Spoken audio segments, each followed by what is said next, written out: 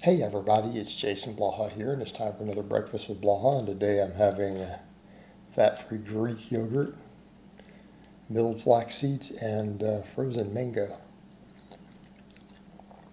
No, I don't like the frozen mango. I had a bag of it in the freezer that's a few months old. I wanted to get rid of it, so I'm going to eat it this week.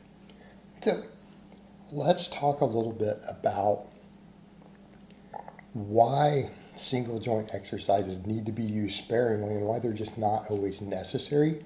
And when I say that, keep in mind, you guys still see me do single joint exercises. I still prescribe them for clients.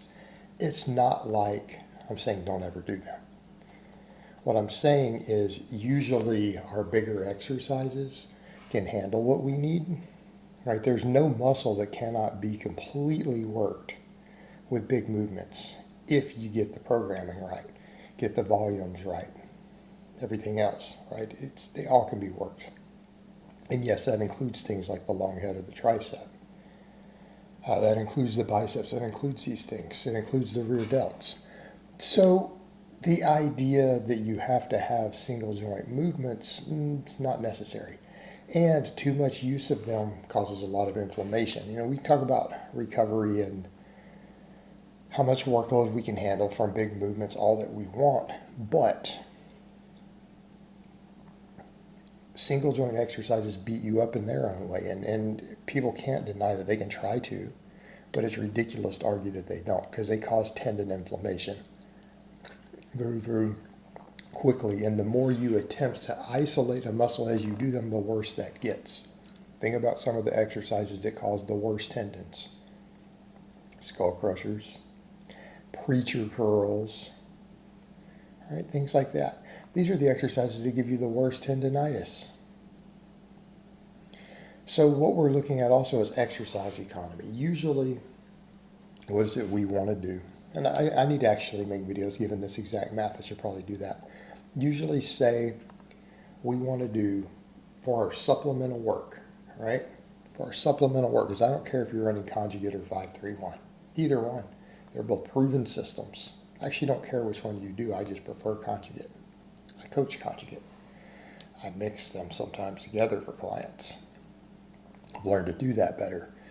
But we're always going to have 1 to 2 main lifts in a workout, right? It's going to be some sort of squat, bench, deadlift, overhead press. It's going to be 1 to 2 of them. And then after that, we're going to do supplemental work, whether you're doing a 5-3-1 protocol, whether we're doing max work, speed work. Everything else is a supplemental lift. What are we doing? 4 to 6 exercises. That's it.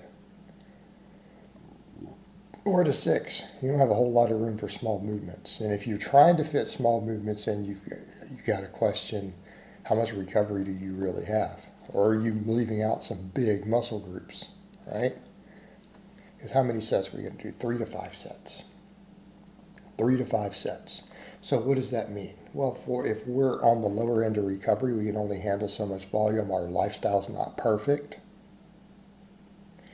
Maybe we're not getting enough food. Not everything is dialed in. We might do as few as 4 exercises, 3 sets.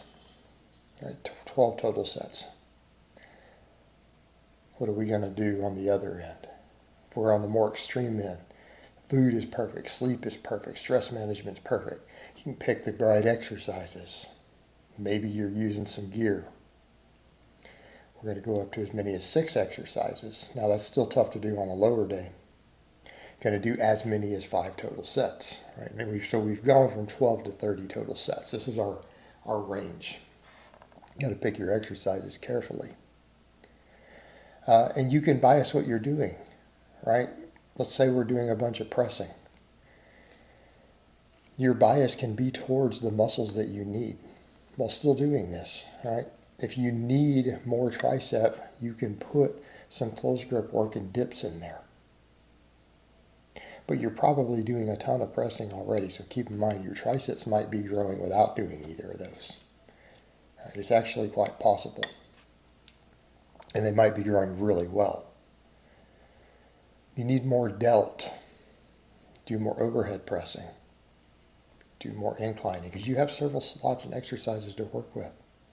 You need more pec. more flat benching, more dumbbell pressing. We could argue the dumbbells also for triceps. I think a good case can be made for that. I know the EMG does not support that. I'm fully aware. Biomechanics do, though. Just a thought, particularly as we get close to failure on them. All right? Not that complicated. Need more upper back. Do we need a bunch of flies for that? Rear delt flies, do we necessarily need a bunch of lateral raises? No. If it becomes a major priority, you need to put a heavy priority on what? Rowing at higher angles. Okay? And it's not to say we can't build a really big upper back with pull-ups and chin-ups, particularly if we're overhead pressing too, by the way. But if it's a weak point, we don't necessarily need those things. Now people say side laterals. It's like, no, rowing hits your side delts. Sorry, the evidence for that exists.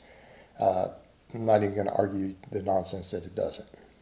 Had that happen with a client. He's like, yeah, there's people out there who believe you can build delts with nothing but pressing and rows. And I'm like, yeah, you can, actually.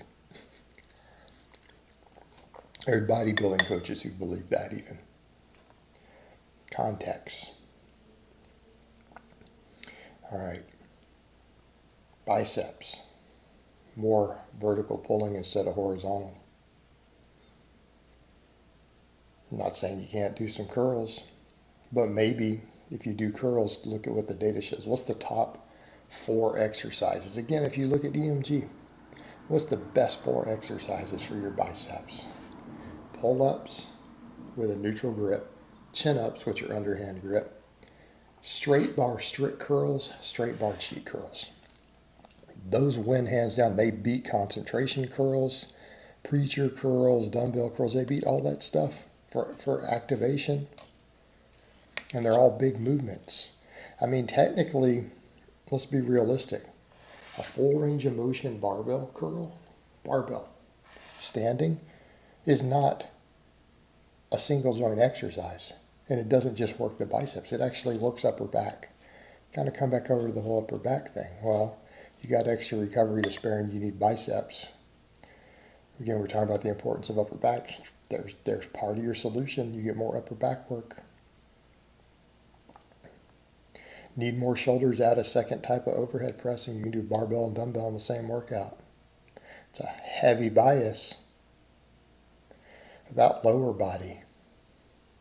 But if you need quads and glutes, because those tend to go hand in hand, right? Well, you could do some supplemental squatting. But do we need leg extensions? No.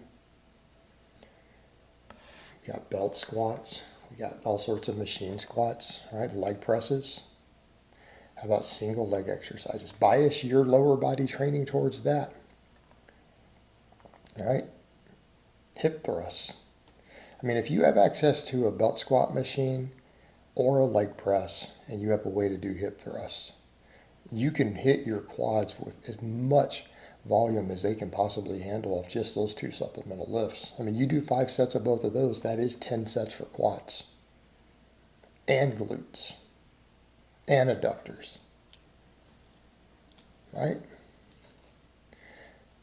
You don't have access to all that, you can replace one of those with a single leg movement.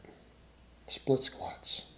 Do you see where we're going here? You can just bias towards the things that you need when you're picking your big exercises. Make a better use of your time, better use of your recovery, lower tendinitis. All right, guys, well, that's really all I have to say on that today. I hope it's been informative, and I will talk to you guys next time.